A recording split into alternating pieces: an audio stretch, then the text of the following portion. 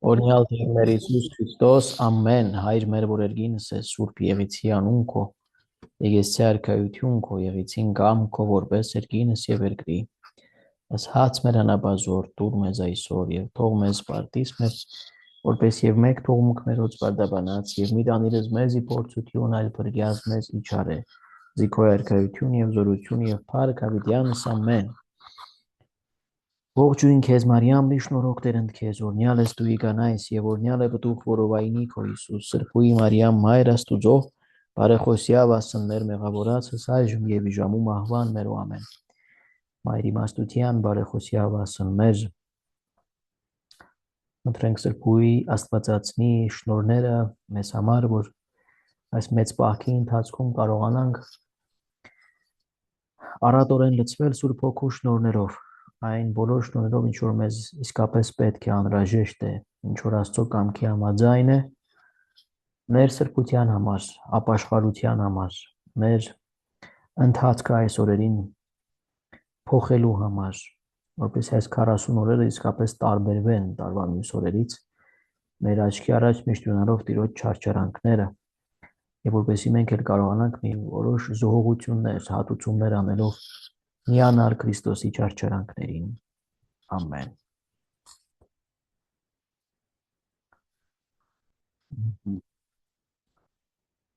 Մինչև 10-ի ընթացքը սկսելը, ես ուզում եմ ձեզ մի հարցում անել, որպեսզի կարողանանք հասցնել կազմակերպել եւ ճիշտ պլանավորել մեր ընթացքը։ Մեր դեմարտեմ հանդիպումը ես մտածում եմ անցկացնել մայիսի 18-ից մինչև 22-ը։ Արդյոք ձեզ հարմար են այս օրերը, սա վերաբերում է բոլորին, եւ Հայաստանի, եւ Վրաստանի, եւ Ռուսաստանի ներկայացուցիչներին, որպեսզի մենք 4 օրով հավաքվենք Երևանի մեր առաջնորդարանում եւ ունենանք պատրաստության դասընթաց, այսպես ասեմ, դասընթաց միասին աղոթելու հնարավորություն եւ շփվելու հնարավորություն, սա կլինի առաջին անգամը եւ մենք ձեր ծախսերը կհոգանք մի որոշ ներդրում կունենաք անշուշտ ճանապարհածախսի մեջ, եթե կարողանաք, սրանք անհրաժեշտ են այս դեմարտեմ հանդիպումները եւ մյուսն ինչպես գիտեք նախատեսված է հոկտեմբեր ամսին, ուրեմն նախ այս մեկը մայիսի 18-ից մինչև 22-ը։ Արդյոք հարմար է թե ոչ, խնդրում եմ մեկ առ մեկ ասեք, որպեսզի ես իմ մոտ գրանցեմ, այս պայն 13 հոգի են մասնակցում։ Լիլիթ, լսում ես։ Լիլիթ։ Այո, Տեր Հովսեփ։ Լիլիթ ջան, դու ել խնդրեմ մոտ գրի։ Այո։ Մենք տեսնենք քանի հոգի է, որ իրեն հարմար է։ Ուրեմն մայիսի 18-ից մինչև 22։ Եթե ձեզ օրերը հարմար չեն, կարող ենք մենք նաև փոխել այս օրերը։ Հիմա ում է հարմար, խնդրեմ ասեք, եւ եթե հարմար չէ, ինչու։ Ինձ հարմար չէ, Հայր Հովսեփ։ Ով էր, որ ասեց հարմար չէ։ Լիզան է։ Որտեղից եք Լիզա ջան, մի հատ հիշացրու։ Գյումրիից, Ազատանից եմ։ Ազատանից, Գյումրիից։ Ինչու հարմար չէ։ Քանի որ մայիսին արդեն իմ դիպլոմային պաշտպանության ժամանակաշրջանն է ու հիմնականում այդ 2 շաբաթվա ինտերվալով է, էլի։ Կոնկրետ չեմ կարող ասել 11-ից մինչև 31-ը նախատեսված է, թե կոնկրետ որ օրը կլինի հստակ չեմ կարող ասել, որովհետև դեռ իրանք էլ չեն որոշել։ Դու կրոնոսույցմամբ զբաղվելու նպատակ ունես, թե ոչ, անունդ չեմ կարողանում ցուցակի մեջ գտնել, երևի հետո ես միացել, հա։ Չէ, ես ի սկզբանե միացել եմ։ Հա, ամենասկզբից, որ նոր էր բացվել։ Բայց կրոնոսույցմամբ զբաղվելու նպատակ ունես կամ անում ես արդեն։ Հա, գյուղում, հա։ Մենք մեր Կիրակնորիա դպրոցը ուզում ենք վերաբացել։ Ահա։ Ազգանունդ ինչպես է։ Գևորգյան։ Լավ, մենք կաղոթենք, որ այդ քննությունները դորերը չընկնի, դու հանգիստ կգաս, ոչ մի ուրախալու է։ Հա, տեսնենք, առաջ Աստված։ Լավ, ուրեմն հարցական քեզ, հա։ Հա։ Լավ, այլ մարդ կա, որ իրեն հարմար չի լինի այդ օրերը։ Տեր Հովսեփ, բարի երեկո։ Ահա, բարի երեկո։ Ինձ էլ հարմար չի լինի, հնարավոր է մի շաբաթ հետո դրանից քոնե, որովհետև կիսամյակի ավարտ կընկնի գրավորներ եւ այլն, շատ բարդ շրջան է։ Սիանուշ դու ես։ Հա, դպրոցների համարի նկատի ունեմ։ Մի շաբաթ դեպի առաջ թե դեպի հետ։ Հետ, դեպի հունիս։ Եղա չափ հետ, եղավ առաջ։ Ահա, նկատի ունես, հա, հասկացա, լավ։ հա, որ հետո լինի 18-ից։ Ես 28-ը չեմ ուզենա, որ մեջ լինի, այս ազատ օրը, հաջորդը 25-ից 29-ն է։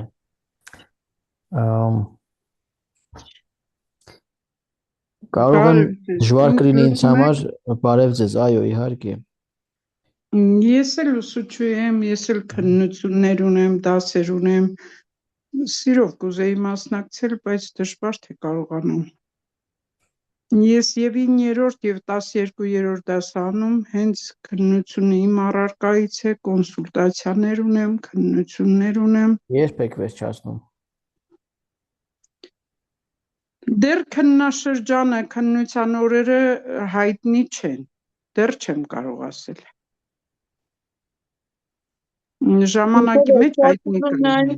Հա, կներեք, եթե դպրոցներում շատ ուշ կլինի, հունիսի մինչև վեր։ Ինչի Պիտի այդպես պլանավորվի կողմից սկզբները կամ, չգիտեմ, ինչ-որ հարմար օրեր։ Հա, երևի հունիսի։ Հունիսին կարող եմ հունիսի մեջ դնել, բայց գոնե պետք է ասեք մոտավորապես երբ, այս ես պետք է ամեն ինչ ծրագրավորված լինի սկզբան էլի, ես չգիտեմ դպրոցում ոնց կարող են քննության օրերը մինչև հիմա որոշված չլինել, ես զարմանում եմ։ Դպրոցում կան քննություններ, որոնք որոշում է նախարարությունը, կան քննություններ էլ, որ դպրոցում է որոշում։ Քննական դեռ այդ շրջանը չի, դեռ կլինի էլի ապրիլի մեջ կլինի, ապրիլի մեջ մեզ հայտնի կլինի։ Ծանը կհստակեցվի, ինձ թվում է Տեր Հա, Հովսեփ։ ապրիլի մեջ արդեն հայտնի կլինեն օրերը։ Լավ, ուրեմն այսպեսի մի հարց, ուրեմն մայիսին մյուսները բայց չխոսեցին, մայիսին շատ հարմար չի, հա, շատերին, տեղափոխենք հունիս։ Կամ կոնեմ մայիսի սկիզբ, եթե հարմար լինի, որ շատ այդպես սուղ չէ, հա, գործերը։ Մայիսի սկզբին, բայց ուսուցիչներին հարմար է։ Մայիսի սկզբին էլ, չգիտեմ, դա Աշխատանքային օրերին ոնց կարող ենք 4 օր դպրոցը թողնել, չեմ կարծում։ Բայց ուրբաթ շաբաթ չի լինի Տեր Հովսեփ։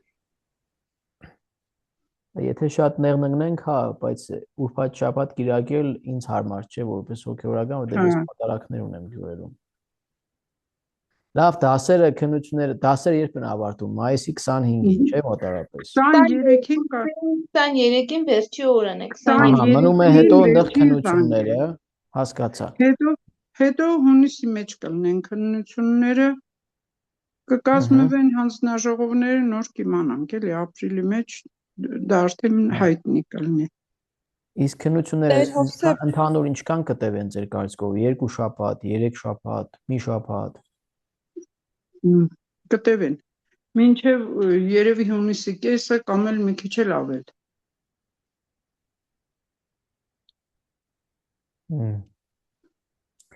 Հունիսի վերջ կազմակերպելն էլ խնդիր չէ։ Բոլոր քննությունները չի, որ ասենք մենք պարտավոր ենք մասնակցելու, բայց հունիսի մինչև կեսերը մեզ համար աշխատանքային ժամանակաշրջան է, էլի։ Լավ, ուրիշներին էլ լսենք, ուրիշ կան ուսուցիչներ, որ համամիտ են հունիսի մեջ անելուն, հունիսի երկրորդ կես։ Ոնց որ չունենք էլ ուսուցիչներ, հա։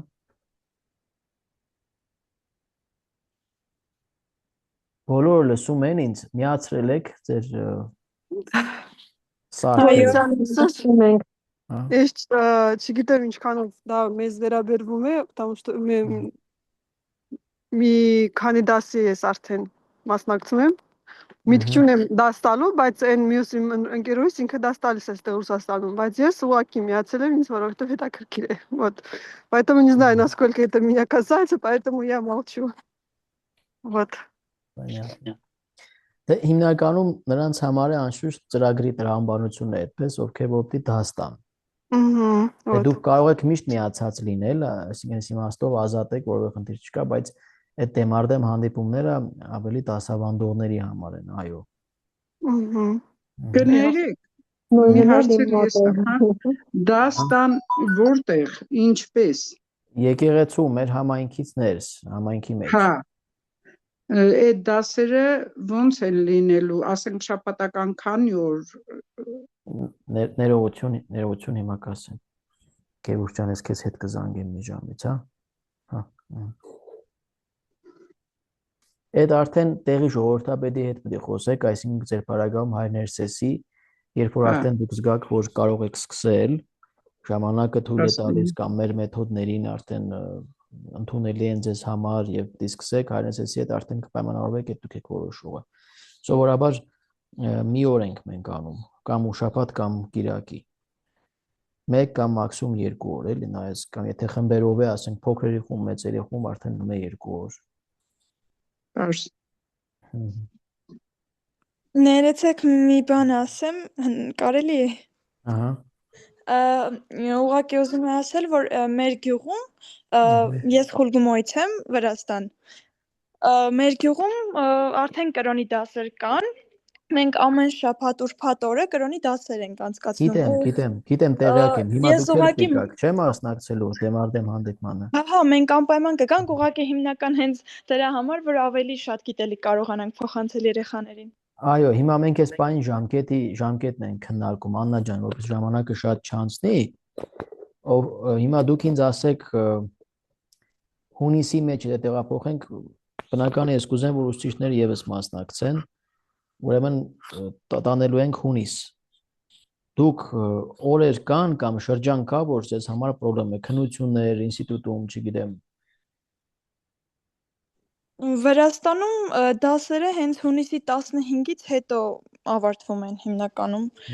Հունիսի երկրորդ կես էլի ավելի հարմար կլինի։ Մնաց հունիսի 15-ից հետո դնելը, ուրիշ նկատառումներ, եթե պրոբլեմ է հունիսի 15-ից մինչև 30-ը, ժողովուրդ ջան, մասնակիցներ։ Եթե մեկը կարող պրոբլեմ ունի, ասեք, ուրեմն հենց 15-ը երկուշաբթի է, կարող ենք դնել հունիսի 15-ից մինչև 19-ը։ Այսինքն 15-ին երեկոյան գաք հասնեք, այնտեղ մենք լի 3 օր ամբողջությամբ ունենանք, ուրբաթն էլ հետը 4 օր։ 15-ին կսկսենք, 19-ին կավարտենք։ Կարելի է բոլորին։ Մի բան ասել, ես գիտեմ, որ Մարիան ճանաչում եք, ինքը քրոջս աղջիկն է, ինքը 15-ին երևի չկարողանա։ Ավետիսյան Մարիան, հա։ Չի միացել այսօր մեզ։ Չէ, ինքը արդեն Երևան է թռնում դեպի։ Ճիշտ է, հա, ահա։ Вот։ Ну, կարող է ինքը այդ արարողությանը չմասնակցի, բայց գիտեմ, որ ամսի 15-ին արարողություն կա իրենց մոտ մեծ։ 15-ին արարողությունն է։ Հա, հունիսի 15-ին։ Լավ, ես վաղ իր հետ կխոսեմ, լսես։ Խոսացեք։ Հա։ Լավ, ուրիշ նկատառումներ, խոչընդոտներ այդ օրերի հետ կապված։ Բոլորին հարմար է։ Ինձ որ հարմար է, Տեր Հովսեփ, ինչ է լինի, ես կմասնակցեմ։ Լավ, ընթացքում ապրիլի նաև ուսուցիչների գրաֆիկը բարձ կլինի քննությունների, տեսնենք, եթե պետք լինի, մի շաբաթ էլ կտանենք դեպի հուլիս։ Բայց առայժմ ուրեմն կպահենք 15-ից 19-ը։ Ուրեմն կլինի աղոտ, կլինեն բանախոսություններ, շատ հետաքրքիր օրակարգ կկազմենք։ Ես երբ որ աշխատեցի կվերջացնեմ օրակարգը, մեր հանձնախմբի հետ կքննարկենք քրիստոնեականի աջակցման հանձնախմբի հետ եւ կդնեմ անշուշտ խմբի մեջ բոլորդ կտեսնեք եւ Ռուսաստանի մեր հիմա հասկանանք մասնակիցներ, եկեք նախապես մենք մի թիվ ունենանք, հա, եթե ընթացքում հետո առաջ անելը ոչինչ, բայց պետք է հիմա մենք դա հասկանանք, թե ովքեր են մասնակցելու։ Եկեք արագ ասեք, թե ովքեր են մասնակցելու եւ ընդհանրապես հարմար է թե ոչ Ռուսաստան, Վրաստան։ Ինձ խնդրում եմ արագ ասեք, նաեւ Լիլիթն էլ կգրանցի։ Ուրեմն անուն եւ այո կամ ոչ։ Կարինե Սահակյան կամ Պապիկյան, Հա, ինչ չէ, հարմար է, բայց կարող է աննախադեպ դեպքեր լինեն, օրինակ այսօր ես տաքության մեջ ջերմությամբ Դա պարկա։ աննախադեպ դեպք է, բոլորիս հետ կարող է դա հեչ։ Հա, ատակա։ Ահա։ Ուրեմն, առաջինը Կարինե Սահակյան եք դուք։ Սահակյան ազգանու ձեր։ Գիտեմ ձեր մոտ ինչպես է գրանցված, Պապիկյան է թե սա։ Պապիկյան է։ Հա, ներողություն։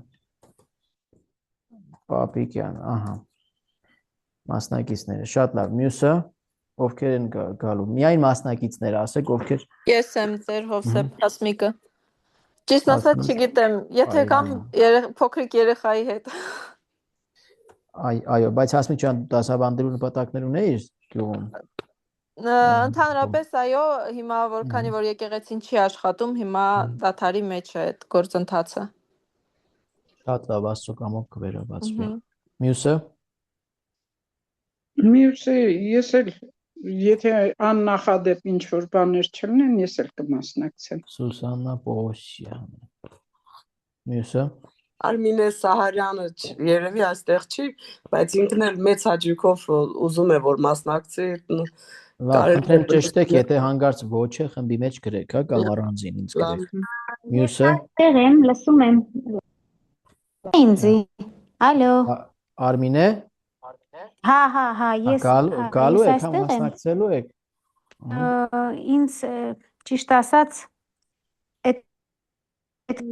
ամառը հարմար չի, մայիսին ավելի էր հարմար, բայց դեռ ոչինչ չեմ կարող ասել, ամառը աշխատանքից երևի դժվար կարողանամ, այդ ամեն դեպքում մեծ ցանկություն կա։ Հիմա ես որ օրակարգը դրեցի, շատ մեծ ցանկություն կունենաք, ես վստահ եմ։ Տեր Հովսեփ, նախնագանում ես էլ կգամ։ Անազգանուն։ Գևորգյան Լիզա։ Որովհետև հիմա գրում եմ, չեմ տեսնում, էլի։ Նախնագանով հաստատ կգամ։ Հետո Արգինե, չէ։ Հատերոսը ես էլ կգամ։ Նորություններ եթե լինեն, կասեմ, բայց հիմնականում հաստատ կգամ։ Ահա, Արգինե Պողոսյան։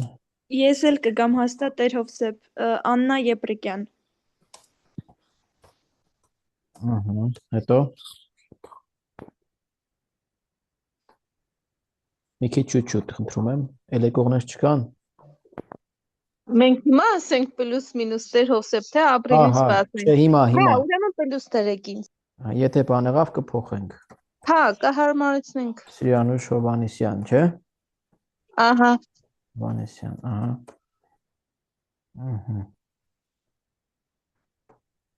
Հետո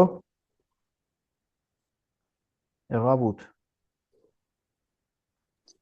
Տեր Հովսեփ, այստեղ միացած չկան հիմա, բայց Նինա Լևանյան, քույրիկս է, ինքն էլ հաստատ կգա։ Իսկ ինչի չեն միացել։ Եթե անկեղծ տեղյակ չեմ։ Խնդրում տեղեկացի ասա, որ անպայման դասերին միանան, հա։ Թե ինքը երևի առաջի անգամ է, որ բացակայում է, կամ երկրորդ, ինքը միշտ միացել է։ Հասկացա, բայց պայման է գալու համար նաև միշտ միանալը, հա։ Լավ, ես անպայման կկապնվեմ։ Հա, մյուսը էլի մարդ կար իր հետ։ Նինա Լևանյան եւ Լարիսա, չէ՞ ոնց որ թե։ Լարիսան բայց միացել է կարծեմ, հա։ Չգիտեմ։ Ձեր խուլգումոից եք, չէ՞ դուք։ Հա, խուլգումոից ընդհանուր մենք 4 հոգի ենք։ Հա, այդ եմ հիշում, որ 4 հոգի։ 4-ս էլ պիտի գանք։ Ես Լարիսա Չիվչյան։ Բայց հիմա մենակ դու ես միացած այս պահին։ Հա, ես իրենց անպայման կգրեմ, կտեղեկացնեմ։ Լավ, բայց այսօր ինչի չկան։ Դա ինձ։ Լավ, անպայման, հա, միայն տեղեկացնելու չէ, նաև մյուս դասընթացն եւ ուրբաթ եւ երեքշաբթի անպայման միանան։ Ուրեմն այս պահին ունենք 9 հոգի։ Լավ, ընթացքում էլի կլրացնենք։ Ուրեմն ասեմ որ դիմենակ բնականաբար որեկա գիշեր դիմենակ։ Դաշիրից ուրիշ դուք մասնակից ունեք, թե մենակ ես եմ, ես Այս պահին մենակ դուք եք։ Հետո թե այնեսեսը չէ, բայց դասընթացներին պիտի մասնակցեն, որ այդ դեմարդեմին գան։ Եթե անձ ունեք, որ առաջարկում եք, այնեսեսի հետ խոսեք, կարող ենք ավելացնելու։ Բայց պիտի դասընթացներին անպայման մասնակցի։ Պարզ է։ Կարելի է մի հարցել տամ ու վերջ։ Ստացվում է, ով որ դաս չի տալիս, դրան չի վերաբերվում, որպեսզի էլ հարցեր չլինի։ Գիտեք, հա, որովհետև կոնկրետ այդ դեմարդեմը ինչ դրամաշնորհային ծրագրով որ դա պիտի կազմակերպենք, դե վերջո ծախսը չէ, դուք էլ դա գիտակցում եք։ Կոնկրետ հենց կատեխիզմի, այսինքն կրոնուսուցման համար ենք այդ ֆինանսական միջոցները խնդրել։ Կրոնուսուցման, այսինքն ուսուցիչներին պատրաստելու համար է։ Բայց այս on-line դասընթացները առանձնապես ինչ-որ միջոցներ չեն ենթադրում, էլի, եթե ոչ միայն մեր աշխատանքը, այսինքն իմ աշխատանքը, ձեր ժամանակ տրամադրելը, այդ իմաստով մենք շատ կուզենք, որ այս դասընթացներն on-line ինչքան հնարավոր շատ մարդ մասնակցի։ Եղավ։ Այդպես, բայց դեմարդեմը առայժմ միայն ուսուցիչների համար, հետո կարող է եւ կարողանանք ավելի լայն կազմով հրավիրել, էլի, այս պահին դեռ չեմ ուզում դա անենք, հետագայում եթե լինի ձեզ կասեմ, բայց դուք կուզենաք մասնակցել, եթե լինի հնարավորություն։ Շատ մեծ սիրով։ Ես արդեն ձեր մոտ եղել եմ առաջնորդարանում,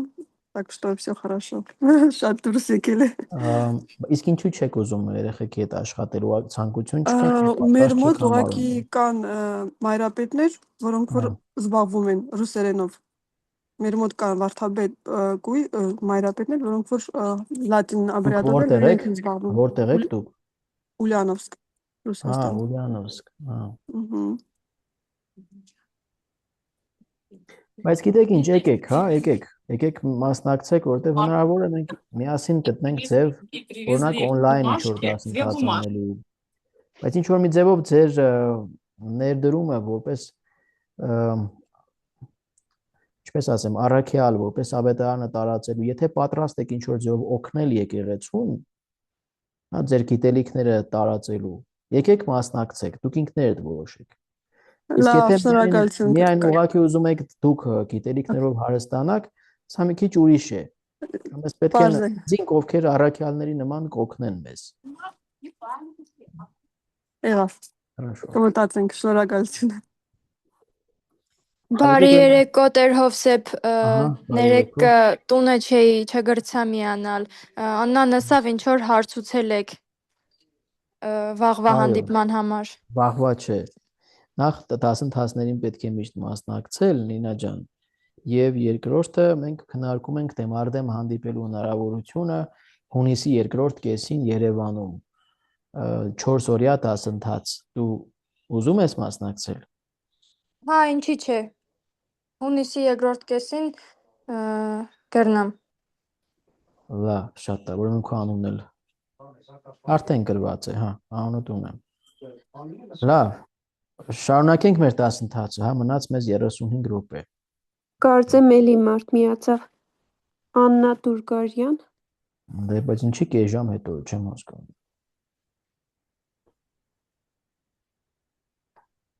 Լավ, մենք շարունակենք մեր դասընթացը, իրան ընթացքում եթե հարց եղավ կբացատրեմ։ Ուրեմն մի վայրկյան ես կիսեմ։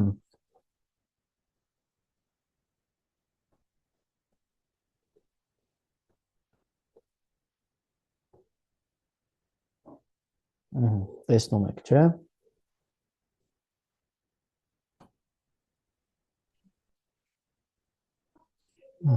Երևում։ Երևում, բայց ուզում եմ ամբողջական էկրան դարձնեմ, որ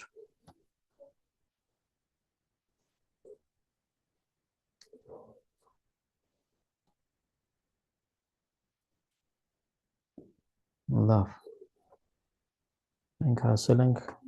այստեղ։ Ուրեմն մենք Սուրբ Ծննդյան պատմությունն էինք ուսումնասիրում, Սուրբ գրային պատմություններն Հիսուսի այս ամբողջ սլայդը Հիսուսի կամ Աստծո որդու ավելի ճիշտ կլինի ասել մարդեղության մասին էինք խոսում, հա, որ Աստծո որդին մարդացավ, այսպես սկսվեց փրկagorցությունը։ Սկիզբը անշուշտ Աստվածամոր ավետումն է։ Հիսուսի ծննդյան մասին ավետման պատմությունն է։ Ինչ եղավ, այսինքն Գաբրիել հրեշտակը Աստծո պատգամաբերը եկավ Աստվածամոր մոտ, դերևս մայր չէր այդ ժամանակ, հա, Սուրբ Գույս Մարիամի մոտ եկավ եւ նրան հայտնեց բարի լուրը, որ Աստծո որդին պետք է ծնվի իրենից, իր արգանդի մեջ պետք է մարդկային մարմին վերցնի եւ դա պետք է տեր ունենա Սուրբ Հոգու միջամտությամբ, Սուրբ Հոգու հովանու ներքո Աստծո զորությամբ եւ ոչ թե բնական ամուսնական ճանապարհով։ Հիշում եք այս դրվագը, չէ՞։ Եվ Աստվածամայրը տվեց իր համաձայնությունը, ասելով թող լինի ինձ քո խոսքի համաձայն եւ հայրերը ասում են, որ այդ նույն պահին լսելով Աստվածամայրը իր համաձայնությունը տալով հղացավ Հիսուսով, արդեն Աստծո որդին բնակվեց նրա մայրական արգանդի մեջ, որպես իր տաճարի մեջ կամ որպես տապանակի մեջ, որտեղ եկեղեցում դնում ենք սրբությունը, դրա համար Սուրբ Գույսին նաև անվանում ենք տապանակ Աստուծո,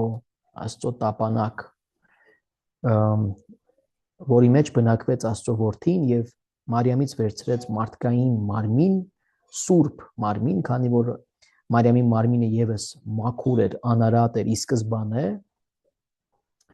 դրա համար Սուրբ Գույսին նաև անվանում ենք անարատ հղացված, հենց իրեն Մարիամին, որտեղ սա էլ ասել են, որ Մարիամը ի սկզբանե իր մոր Աննայի արգանդի մեջ Աստծո կողմից ստեղծվեց որպես անարատ մարդկային էակ, առանց ժառանգելու ադամական մեղքը։ Մարիամը այս իմաստով միակն է ամբողջ մարդկային պատմության մեջ Հիսուսից առաջ անշուշտ, հա, որ ձևավորվել է եւ ծնվել է առանց ժառանգելու ադամական մեղքը, առանց մեղքի բծի, առանց արատավորվելու ադամական մեղքից։ Այդ պատճառով կոչվում է անարատ հղացյալ։ Եվ Հիսուսը կամ Աստծո որդին ավելի ճիշտ վերցնում է նրանից անարատ մարդկային մարմին, միացնում է իր աստվածային ամենասուրբ էությանը եւ ծնվում է լինելով Աստված, ծնվում է նաեւ որպես մարդ կամ իր մեկ անձի մեջ, Աստծո որդու անձի մեջ, որ ծնվելով նաեւ սկսեց կոչվել Հիսուս Քրիստոս, նույն անձի մեջ միավորում է անկախտելիորեն, այսինքն անբաժանելի ձևով աստվածային եւ մարդկային բնությունները երկու։ Այսինքն Աստված եւ մարդ, այս երկուսը մեկ են դառնում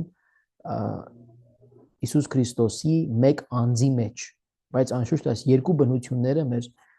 կաթողիկ եկեղեցու ուսմունքի համաձայն երկու բնությունները մնում են այսպես անխառն եւ լիարժեք կատարյալ ձևով, լիարժեք կատարյալ մարդ եւ կատարյալ Աստված, երկու էություն կամ երկու բնություն նույն անձի մեջ։ Ասում են, որ առաքելական եկեղեցին այլ բանաձևում է տվել պատմության ընթացքում, ասելով, որ մեկ բնություն ունի Հիսուս Քրիստոսը աստվածամարդկային։ Եվ այստեղ է, որ նուրբ ուրեմն հակադրություն կա կաթողիկ եկեղեցու վարդապետության հետ, որը սակայն հիմա քննարկման նյութ չի դառնում աստվածաբանության մեջ։ 1996 թվականից հետո, երբ որ Հովհաննես Պողոս II Պապը եւ Գարեգին առաջին կաթողիկոսը ստորագրեցին տաբանաբանական մի փաստաթուղթ, որտեղ ընդունեցին, որ երկու եկեղեցիների կաթողիկ եւ առաքելական եկեղեցիների հավատքի ընկալումը նույնն է եւ բաժանումները թաքնված են միայն բարերի կամ հասկացությունների մեջ, որոնք պատմական ժառանգություն են, իսկ հավատքի կետնի վրա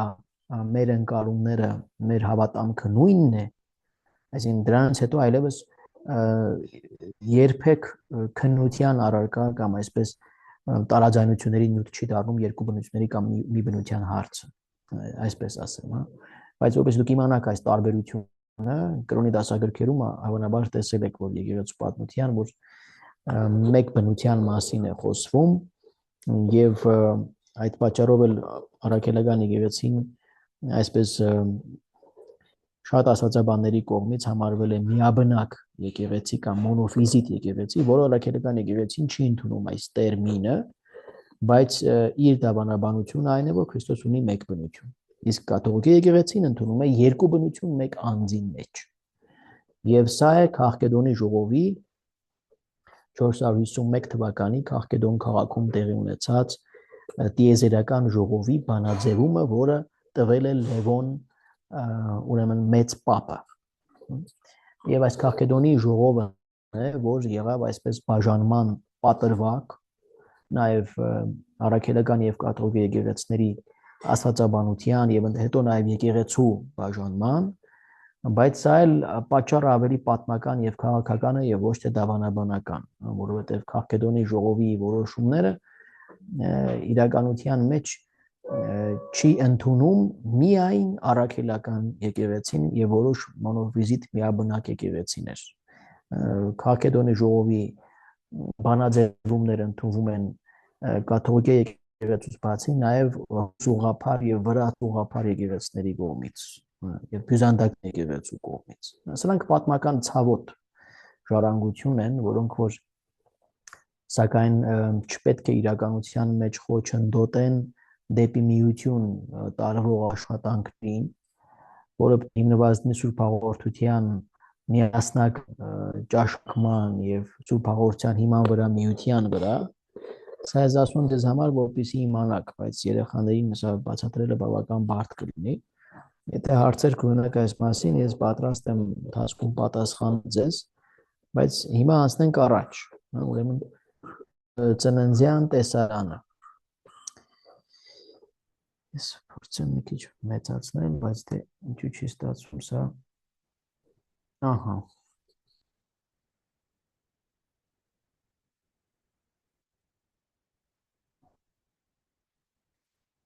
Այս մասն էլ կարծեմ մենք ընթերցեցինք, չէ՞, այս պատմությունը տեսարանը գիտեք,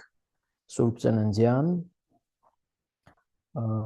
այս թշվառ աղքատիկ տեսարանը, ինչպես մարդահամարի պատճառով հայտնվեցին Բեթխեհեմում Մարիամը եւ Հովսեփը, եւ Հիսուս մուկը ծնվեց անասնագոմի մեջ, դրվեց կերակրան դաշտակի մեջ, անասունների ծուրի մեջ։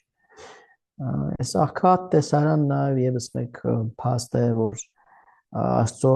ծրագրի տրամաբանությունը չի համընկնում մարդկային տրամաբանությանը, երբ որ մոգերը արևելքից եկան փնտրելու նորածին թագավորին, նրանք գնացին ուղիղ Հերովդեսի պալատ, մտածելով, որ պալատում պիտի ծնվի թագավորը, ուրիշ որտեղ։ Բայց Աստծո տրամաբանությունը ծրագրի լրիվ այլ կերպ տնօրինեց ամեն ինչ։ Թագավորների թագավորը, սիրո թագավորը ծնվեց ամենաաղքատիկ պայմաններում եւ անպատկերացնելի պայմաններում, դժվարության մեջ, որը հակասում է նույնիսկ ժամանակի դիցաբանական մտածողությանը եւ ավանդավեպերին։ Չի կարելի մարդկային որևէ երևակայությամբ պատկերացնել, որ այսպիսի մի պատմություն կարելի էր հորինել, որովհետեւ եթե հորինային Հիսուսի ծնունդը պիտի դնային ուղիղ Հերովդեսի պալատի մեջ կամ ինչ որ մի աստվածազար մարդու ընտանիքում, բայց շքեղ պայմաններում։ Աստվածաբանները ասում են, որ սա լրացուցիչ մի փաստ է առ այն, որ Տիրոջ ծնունդը, Հիսուսի ծնունդը իրականություն է այդ աղքատիկ պայմաններում ծնվելը։ Որտեղ հակառակ դեպքում պետք է իրենք հորինեին, ավետարանիչները պիտի հորինեն ավելի շքեղ պայմաններ։ Բայց մենք տեսնում ենք լրիվ հակառակ տրամաբանություն։ 40-օրական Հիսուսի նվիրումը Աստծուն կամ Տյար ընդառաջ, ինչ տեղի ունեցավ, երբ Հիսուս մանուկ 40-օրական դարձավ, Սուրբ Հովսեփը եւ Մարիամը նրան տարան տաճար Աստծուն ներկայացնելու եւ շնորհակալություն հայտնելու համար։ Այնտեղ կար Սիմեոն անունով մի ծեր եւ բարի մարդ, ահա, ով երկար տարիներ սպասում էր Հիսուսի։ Այո։ Ով Աստծո հետ պատգամ ուներ, որ պիտի տեսնի մանուկ Հիսուսին նոր աշխարհից հեռանա։ Եվ երբ որ Հիսուսը եկավ մտավ, մայրը բերեց Հիսուսին, նա գիրկն առավ եւ ասաց, թե Տեր Աստված, արդեն կարող ես արձակել քո ծառային։ Նպատակս կատարվեց։ Խնդրանքս կատարվեց։ Այո։ Ես կարծեմ, ինչքան հիշում եմ, բացատրել եմ նաև, թե ինչ էր այս ընծայումը, տաճարին նվիրումը, եթե չեմ սխալվում, բայց ինչու էին բերում տաճար, դա ինչ էր, կարող եք ասել, ինչու բերեցին տաճար։ Դա ընդունված ծես չէր, որ 40-օրյա տղաներին պիտի բերեին տաճար։ Ընդունված կարգ չէր ժամանակի համար։ Այո, բայց նպատակն ինչ էր դա, պետք է ինչ-որ նպատակ ունենա։ Ես այո, այստեղ ենք հասել եւ դա բացատրել եմ անցած անգամ։ Ոչ ոք չի հիշում։ Ընծայում, հա, ընծայման, տիրոջը ընծայելու։ Հա, դա գրված է, դա նորություն չէ, ինչու։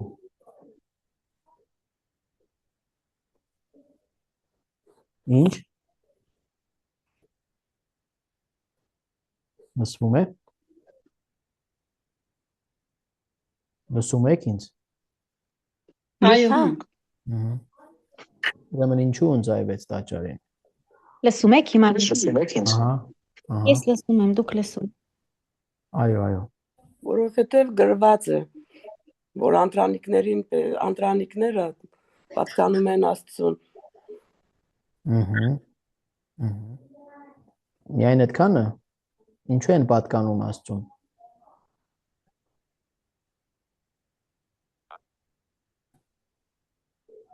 Սեռի համար, արական սեռի ներկայացուցիչ են դրա համար։ Պետք է խնդրեմ, որ նշումներ անեք, էլի, որպեսզի բաներ կա, որ դժվար է ինչ-որ միտեղ գտնել գրականության մեջ, նշումներ անեք, լավ կլինի, որ հիշեք, որովհետև Աստված Եգիպտոսից երբ որ դուրս բերեց իսրայելացիներին, այդ ժամանակ վերջին որպես պատիժ 10-րդ պատուհաս Եգիպտոսի բոլոր անդրանիկ զավակներին կյանքը խլեց, որպես պատիժ այն բանի համար, որ փարավոնը չէր թողնում, որ իսրայելացիները դուրս գային իր երկրից, եւ ուզում էր նրանց պահել որպես տրուկներ, եւ խնայեց, փրկեց միայն իսրայելացիների անդրանիկ զավակների, իսրայելացիների։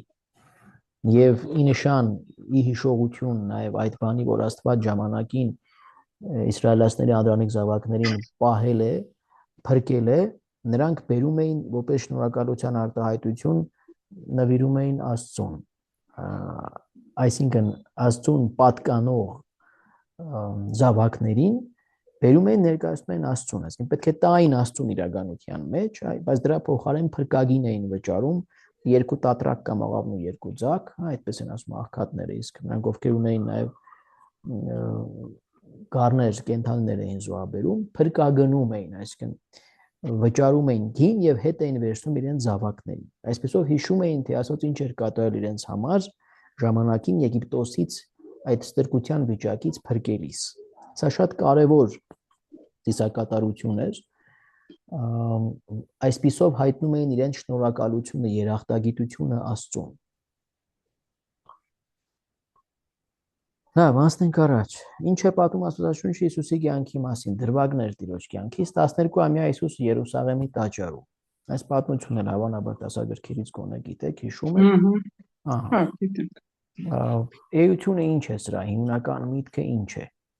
Որ ի սկզբանե Հիսուսը, տեսեք, տակը գրված կա, Հիսուս փոքրուց սիրում էր լինել իր հոր Հայր Աստծո տանը եւ խոսել նրա մասին։ Ինչու՞, որովհետեւ Աստծո որդի էր, ճիշտ է, մարդկայնորեն ինքը մեծանում էր, դաստիարակվում էր Հովսեփի եւ Մարիամի կողմից, ինքն ուներ ի վերուս տրված, շնորհված մի իմաստություն, հա, մարդկայնորեն զարգանում էր, բայց հենց այդ իմաստության շնորհիվ այդ կապը գիտեր, որ Աստծո որդին է ինքը։ Այո, հոր հետ այդ գիտեր, որ եկեղեցին հոր տունն է։ Բայց այն ժամանակ ոչ թե եկեղեցի էր կոչվում, այլ տաճարն էր եւ ժողովարանը։ Տաճարը միայն մեկն էր, Երուսաղեմում կառուցվածն էր Սողոմոն թագավորի կառուցած տաճարը, որ ավերվեց, նորից վերաշինվեց գերությունից հետո, այդ տաճարը մեկն էր, չէր թույլատրում Երուսաղեմից դուրս կառուցել որևէ այլ տաճար,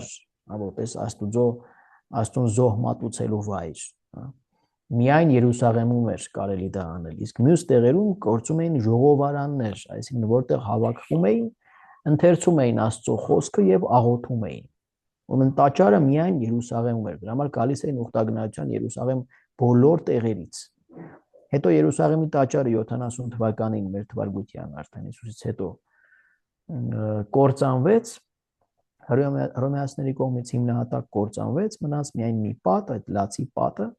Դրանից հետո, երբ որ նաև ցրվեցին, սփյուռքը գոյացավ, հрьяաների սփյուռքը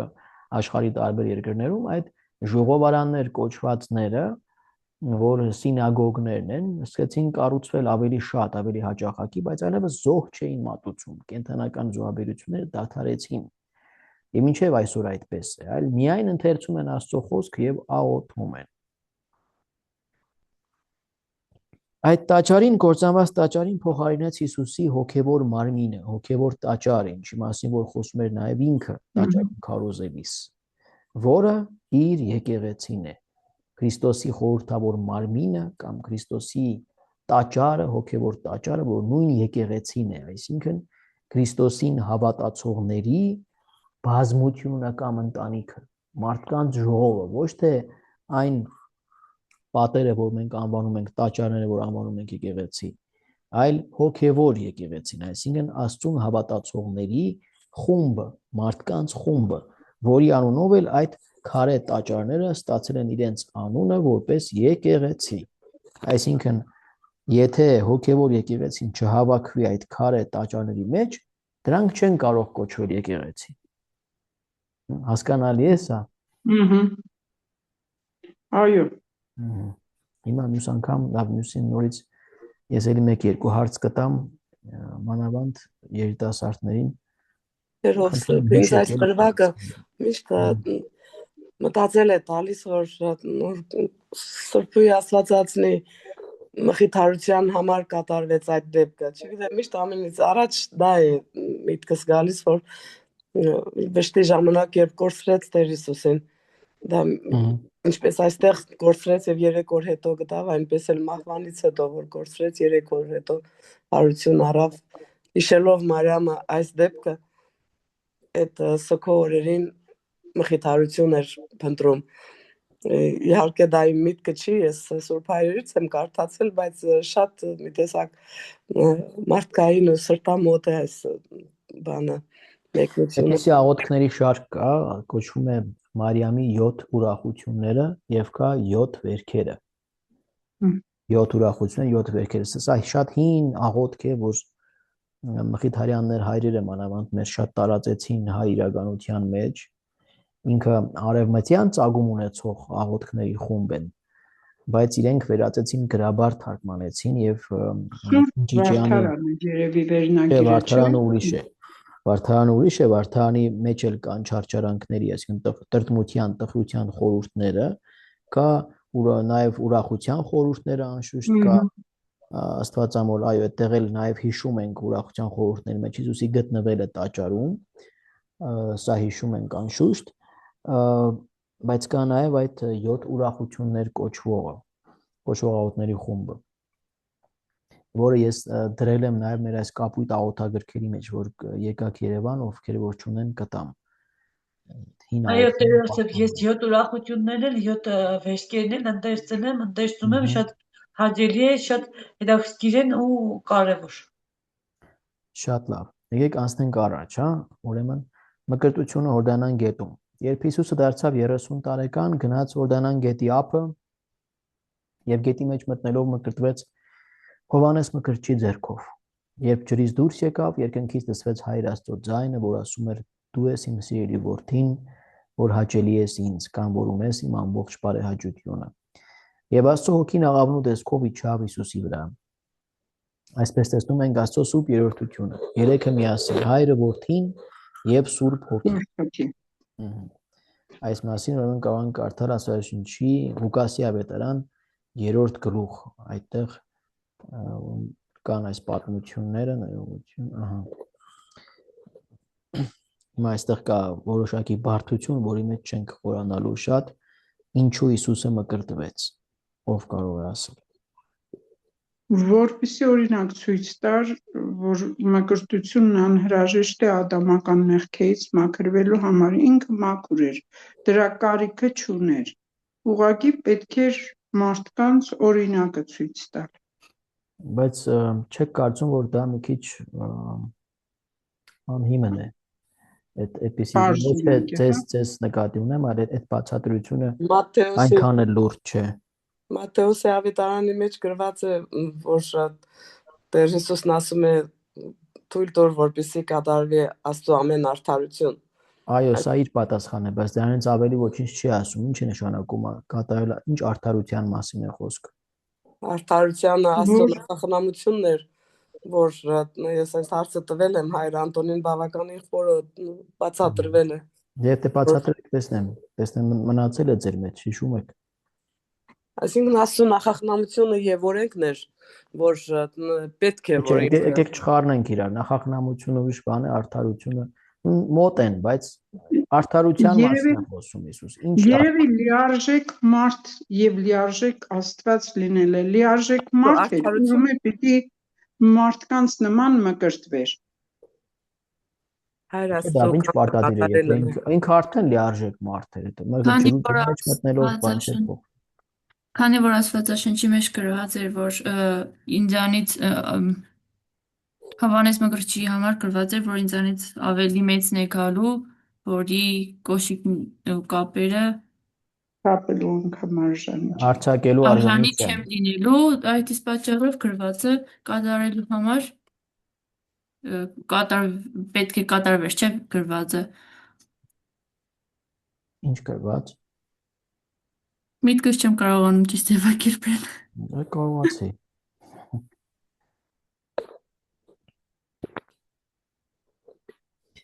Լավ դժվար կարողանաք պատասխանել այս հարցին, որովհետև Պողոս Արաքյալի թղթերը պետք է կարդացած լինեք, որ այնտեղ երբ որ Հիսուս խոսում է, ասում է Հիսուսի հետ թաղվեցինք մկրտության մեջ եւ Հիսուսի հետ էլ հարություն ենք առնելու։ Այդ ջրի մեջ մտնելը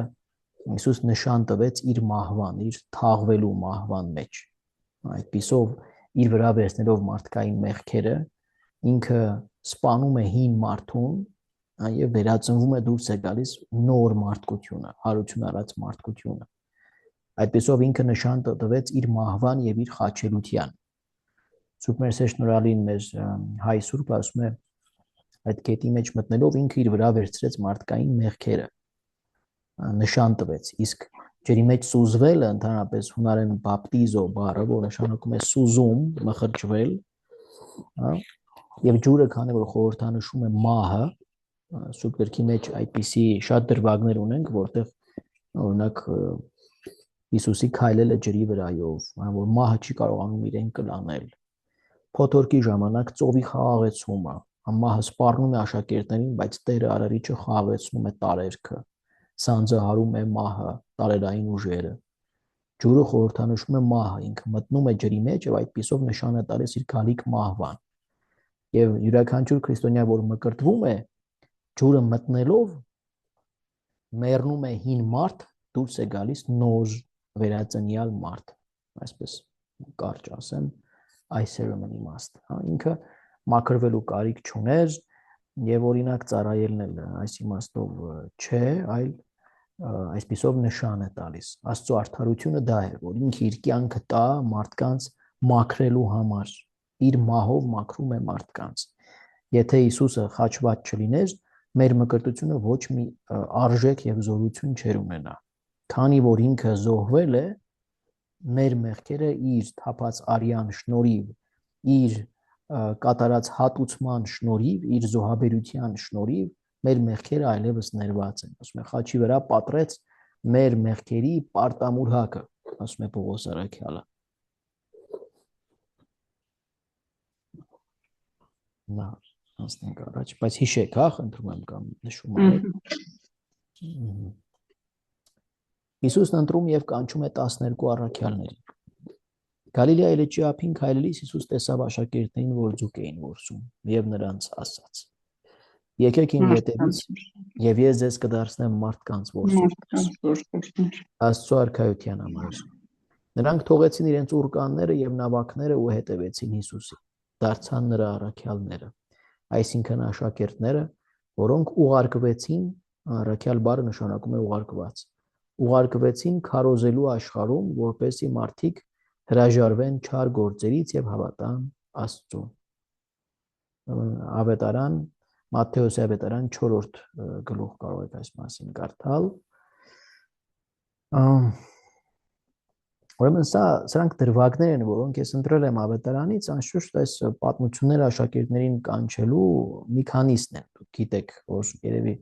ովքեր լավ կարդացել են ավետարանները, գիտեք, որ ամեն ավետարանի մեջ պատմությունները մի քիչ տարբերություններ ունեն իրարից։ Հովանեսի մոտ ընդհանրապես պատմությունները ուրեմն այլ են, սկզբից կանչում են ուրեմն Անդրեասը եւ ապա Սիմոնը, նրա եղբայրը, որը կոչվեց Պետրոս, հետո մյուս առաքյալները, իսկ մյուս ավետարանների մեջ ուրեմն տեսնում է միանգամից այս պատմությունը, օրինակ 4-րդ գլուխ Մատթեոս ավետարան, անմիջապես անապատում փորձությունից հետո աշակերտներին կանչելու այս պատմությունն է, որ տեսնում է մի քանի աշակերտների, ովքեր ձուկ են որսում եւ ասում է եկեք իմ ետևից եւ ես կդարձնեմ մարդկանց որսորդներ։ Կամ մեկ այլ ավետարանական պատմություն, որտեղ այս խոսքերը ասում են միայն Պետրոս առաքյալն, Սիմոնին, այն ժամանակ Սիմոն էր կոչվում։ Մտնում է Սիմոնի նավակի մեջ, նրան ասում է քշիր նավակը դեպի խորքը, ծովի, շատ հուզիչ հետաքրքիր դրվագ է սա, եւ ասում է Սիմոնը չէր ուզում քշել, որովհետև ասում է ամբողջ գիշեր փորձել ենք ձուկ բռնել եւ չբռնեցինք, անիմաստ է, բայց քո խոսքի համար կքշեմ վարդապետ։ Գնում են մեծ քանակությամբ ձուկ են բռնում եւ Պետրոսը Սիմոնը սա տեսնելով ընկնում է Հիսուսի ոտքերի առաջ եւ ասում է հերու գնա ինձանից Տեր, որտեղ ես մի մեղավոր մարդ եմ։ Եվ Հիսուսն նրան ասում է այսուհետև դու կդառնաս ուրեմն մարդկանց որսորդ Աստծո արքայության համար, դու մարդկանց պիտի որսաս Աստծո արքայության համար։ Բայց նույնն է իմաստը, այսինքն Աստծո արքայության համար մարդկանց որսալ, այսինքն մարդկանց փրկել մեղքի գերությունից եւ դարձնել Աստծո արքայության որդիներ։ Սա ամբողջ եկեղեցու առաքելությունն է։ Առաքյալները, որ առաջին եկեղեցին են կազմում, այդ փոքրիկ խումբը 12 հոգանոց, որ հետո դարձավ նաև եւս 72 հոգի ընտրեց Հիսուս, հետո առաքյալների աշակերտները շարունակեցին, այդպես եպիսկոպոսներ, քահանաներ, մինչև այսօր եւ նաև աշխարհականներ, բոլոր մկրտվածներից առաքելությունը ինքներս Աստծո արքայության ժառանգորդներ դառնալն է, մեր փափագը, երազանքը սա է, սրա համար ենք մկրտվում եւ նաև օգնել քարոզել Աստծո արքայությունը, ապաշխարությունը, որպեսզի ուրիշներին էլ բռնենք, որսանք, այդպես ասենք, լավ իմաստով Աստծո արքայության համար։ Սա յուրաքանչյուր քրիստոնյայի առաքելությունն է։ Մենք բոլորս կոչված ենք լինելու առաքյալներ, Հիսուսի առաքյալներ։ Միայն քահանաների գործը չէ, միայն 12 աշակերտների գործը չէ, այլ բոլորիս գործն է։ Ամեն մեկս մեր զբաղմունքի, մեր շնորհների համաձայն, մեր կյանքի պայմանների համաձայն։ Այս մասին հետո ավելի երկար կխոսենք։ Հիսուս 5 կտոր հացով եւ 2 ձկներով կերակրում է 5000-ից ավելի մարդ։ Մեկ այլ պատմություններ ունենք, որտեղ 4000 մարդ է, չէ, երկու պատմություն կա։ Ուրեմն մի օր, երբ Հիսուս քարոզում էր երկար ժամեր, մոտ 5000 մարդ լսում էր նրան։ Բազմությունը քաղցած էր, ուտելու բան չունեին, կար միայն 5 կտոր հաց եւ 2 ձուկ։ Այն էլ մի տղա ուներ, որ տվեց իր այդ 5 կտոր հաց 2 ձկները։ Հիսուս վերցրեց դրանք երկինք նայեց, շնորհակալություն հայտնեց հորը, օրնեց դրանք ու տվեց ժողովրդին։ Այդ մի քանի հացն ու ձկները այնքան շատացան, որ ամբողջ ժողովուրդը կերավ, կշտացավ եւ դեռ 12 զամբյուղ էլ ավելացավ։ Այսպես ով լսում է Տիրոջ խոսքը, երբեք որևէ բանի կարիք չի ունենա։ Այս պատմությունը Հովանեսի ավետարանի տողերն են, ես համարեն եմ դրել 6:1-14, բայց այս մասին պատմում են նաև մյուս ավետարաններում։ Ինչու Հովանես, որովհետև Հովանեսի մոտ այս պատմությունից անմիջապես հետո այս ժողովուրդը սկսում է փնտրել Հիսուսին, որովհետև ձրի հաց էին կերել, չէ, ով չի ուզենա։ Բայց երբ որ գտնում են Հիսուսին, Հիսուս սկսում է նրանց բացատրել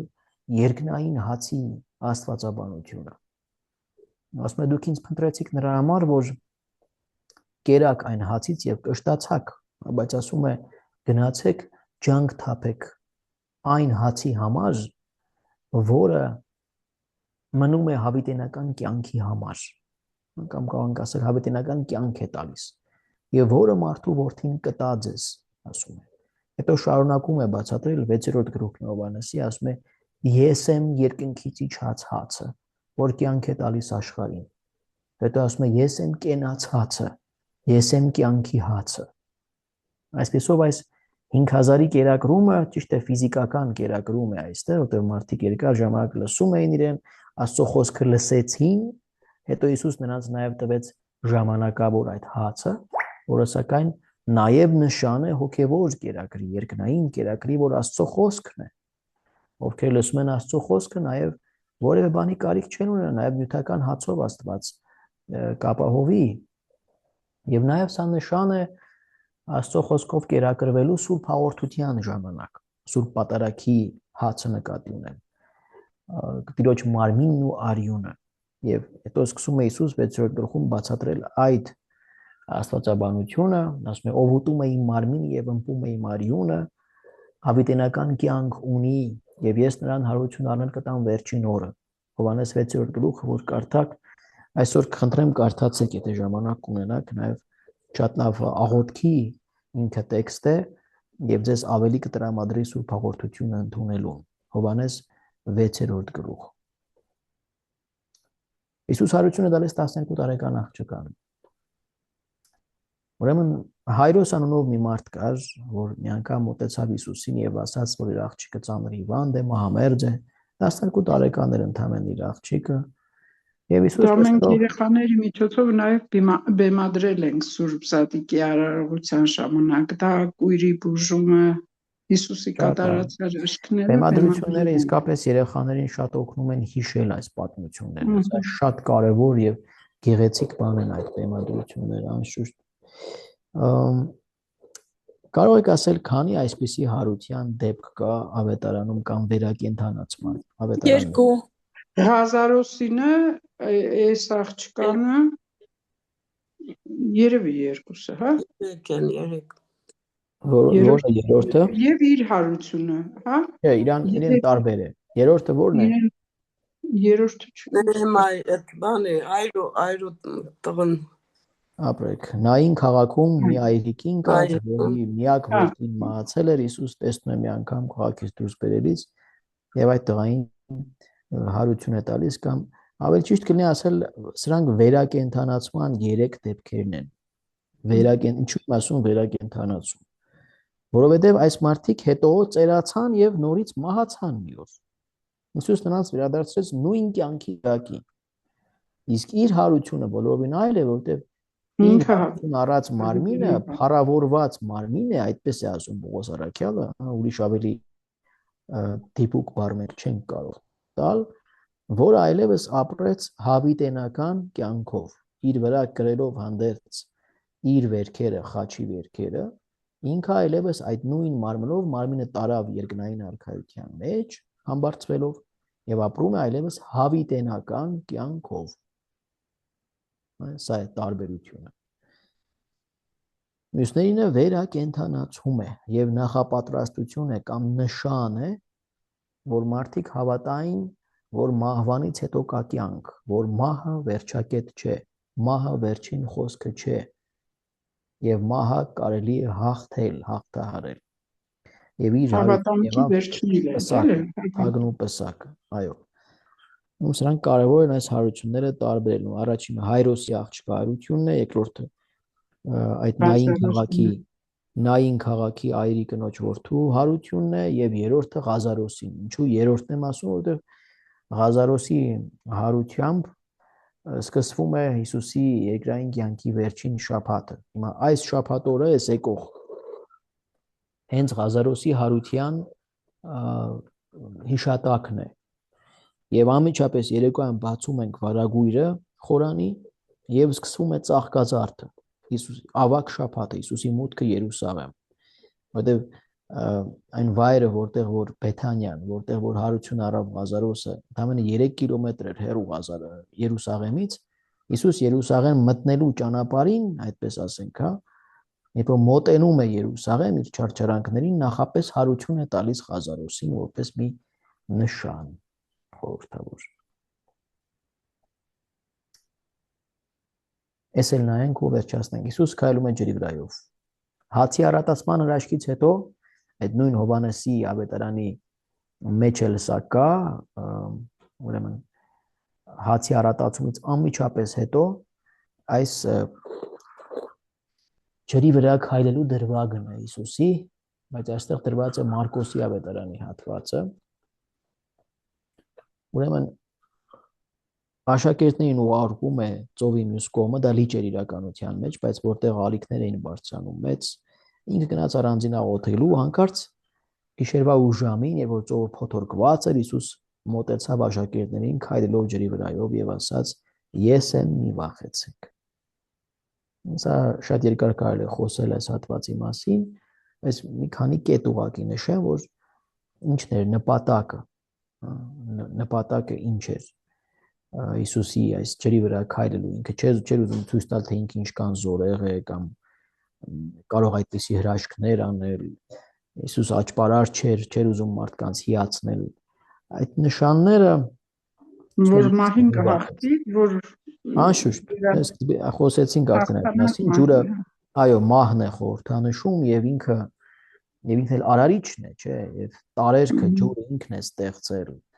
եւ չի կարող տարերքը իրեն կլանել, վնասել եւ ինքը քայլում է ջրի վրա, ցույց տալով, որ դժվարության ամենասոսկալի պահին ես ձեզ հետ եմ, մի վախեցեք։ Եվ Պետրոսը չվախեցավ սկզբից, սկսեց քայլել ջրի վրա, բայց հենց որ նայեց ալիքներին եւ փոթորկին վախեցավ ու սկսեց սուզվել եւ գոռաց. Տեր, վարդապետ, փրկիր ինձ։ Ինչու տատանվեցիր, չէ։ Այո, եւ ասաց Հիսուս. ինչու վախեցար, երկմտեցիր, թերահավատ։ Շատ կարևոր է, որ մեր կյանքի դժվարին պահերին սա նաեւ փոքրերի համար, բոլոր տարիքի ուղեցույցն մարդկանց համար սա շատ ոգևորող մի բան է, անշուշտ եթե հավատում ենք, որ Հիսուս ջրի վրա քայլել է, իսկապես փոթորկի մեջ հայտնվելը ծովում սարսափ ենք, մի մետրանոց ալիք ենք տեսնում, վախենում ենք, ու մնաց որ փոթորկի մեջ անել ցկնորսական նավակով հայտնվենք փոթորկի մեջ, եւ այդ մռայլ պահին հանկարծ տեսնում ենք Հիսուսի պատկերացրեք ուրվագիծը, որ գալիս է, եւ դեռ մի բան էր ասում, մի վախեցեք, ես եմ։ Այս եսեմն է այստեղ շատ կարևոր, որ այսել ասեմ, հիշեցնում է Ելքի գրքի մեջ 3-րդ գլուխ 14 համար Աստծո երևումը այրվող մորենու մեջ Մովսեսին, որ ասում է ինչ է քո անունը, ինչ ասեմ, ով է ինձ ուղարկել, Մովսեսը հասցնում է Տիրոջ անունը եւ Աստված ասում է ես եմ, որ է, նա որ միշտ գոյություն ունի, Յահվե եբրայերեն անվանումը, ես եմ, որ է, միշտ գոյություն ունեցողը, այս եսեմները Հիսուսի այս խոսքերը կամ ես եմ ճանապարհը, ճշմարտությունը եւ կյանքը, այս միշտ հայրերը ասում են, որ այս եսեմը հենց վկայությունն է, որ դա նույն Աստվածն է, որ երևաց Մովսեսին այրվող մորենու մեջ։ Այդ հավիտենական գոյությանը չի կարող վնասել տարերքը, արարչագործությունը, որ ինքն է ստեղծել։ Այսքանը։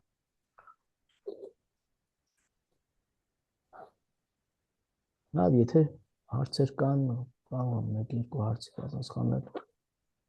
Եթե չէ, կշարունակենք մյուս 3 շաբթի։